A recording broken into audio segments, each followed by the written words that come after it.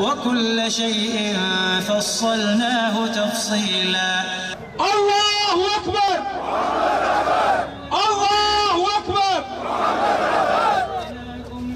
وأمددناكم بأموال وبنين وجعلناكم أكثر نفيرا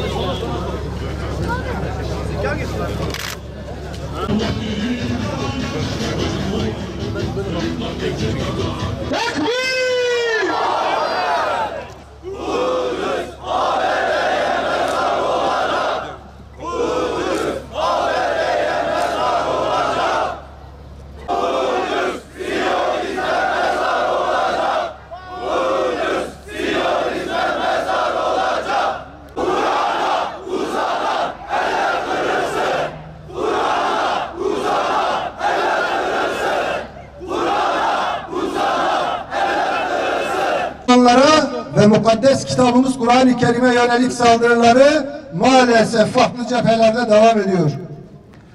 Coğrafyamızda yaşanan iç çatışmalar, fikri bölünmüşlük, İslam düşmanı sömürgecilerin cüretini artırmakta, yeni katliamlara ve işgallere zemin hazırlamakta.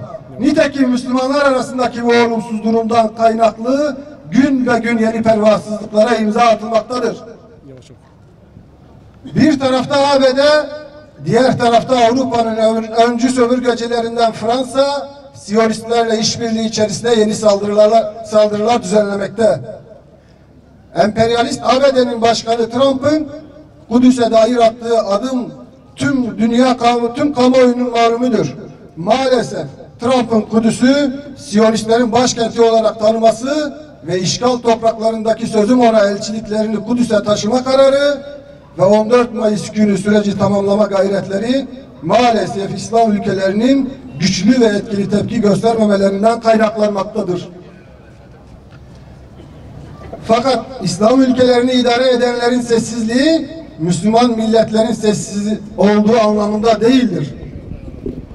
Dünya kamuoyu şunu bilmeli ki hem Siyonistler hem de ABD İslam topraklarında işgalcidirler. Ne Siyonistlerin varlığı ne de ABD elçilik girişimi meşru değildir. Müslümanların kanını akıtan bu canilerin attığı her işgal girişiminin karşısında olacağımız bilinmelidir.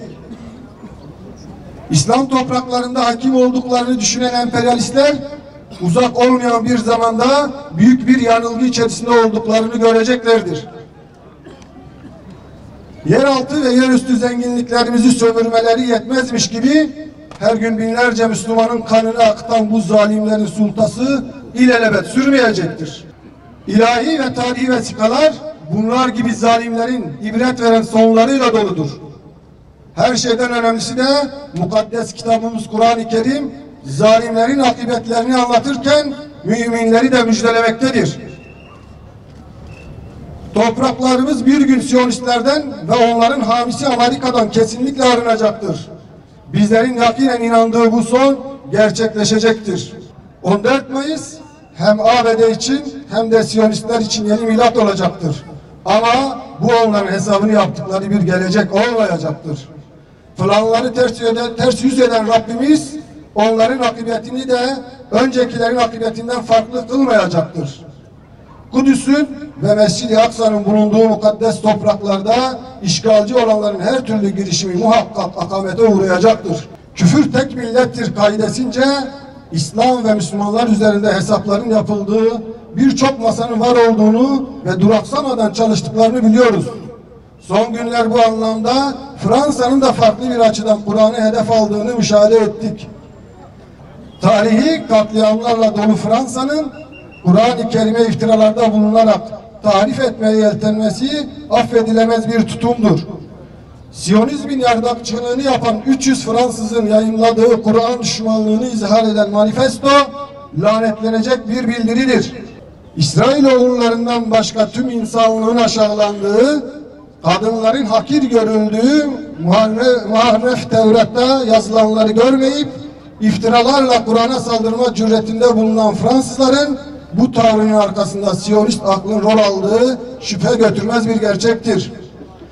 Özelde son 70 yılda Filistin topraklarında işlenen katliamlar genelde bir bütün İslam coğrafyasındaki sömürgeci barbarlığın ana aktörlerinin insanlık dersi vermeye kalkması büyük bir aymazlık ve insanlığın aklıyla alay etmektir. Bu ve bunun gibi girişimlerin hedefine ulaşamayacağı muhakkaktır. Lakin İslam ümmetinin bu tür pervasızlıklara göz yumması, tepkisiz kalması da beklenemez.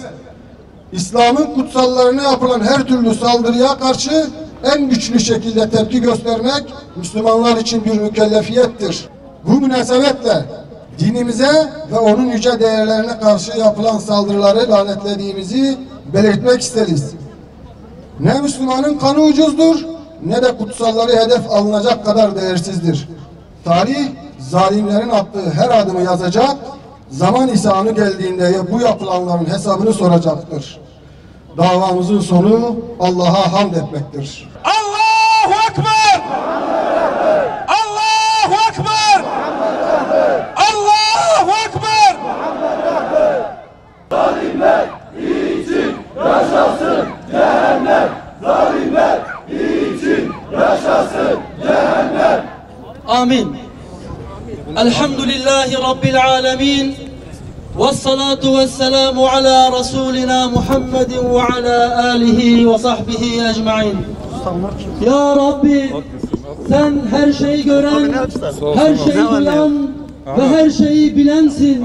Gücümüzü zayıflatan, irademizi kıran, bizi birbirimize düşürüp düşmanlarımıza güç kuvvet veren sapık fikir ve ideolojilerden bizi ve neslimizi muhafaza eyle. Amin. Ya Rabbi, gücümüzü dağıtan, birliğimizi bozan, yollarımızı ayıran her türlü fitne ve belalardan sana sığınıyoruz. Amin. Sen bu fitne ve belaları başımızdan kaldır.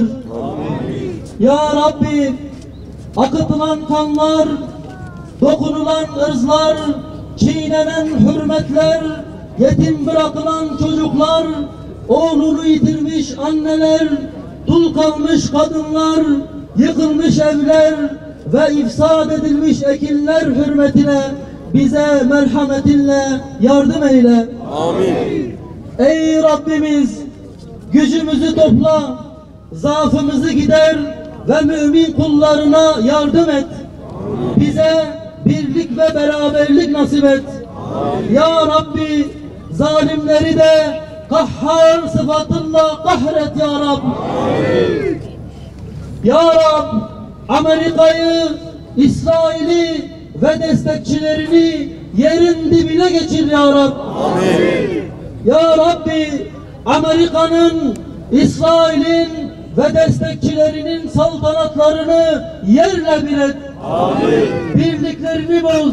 Amin. Aralarına nifak sok. Amin. Onları bela ve musibetlere düşar eyle. Amin. Ya Rab, bizleri Ramazan'a kavuştur. Ramazan ayının hürmetine bizlere ittihat nasip eyle. Amin. Ramazan ayının hürmetine bizlere güç, kuvvet ver. Amin. Düşmanlarımızın birliklerini bozup onları zelil eyle ya Rab. Amin. Amin. Velhamdülillahi Rabbil alemin. El Fatiha.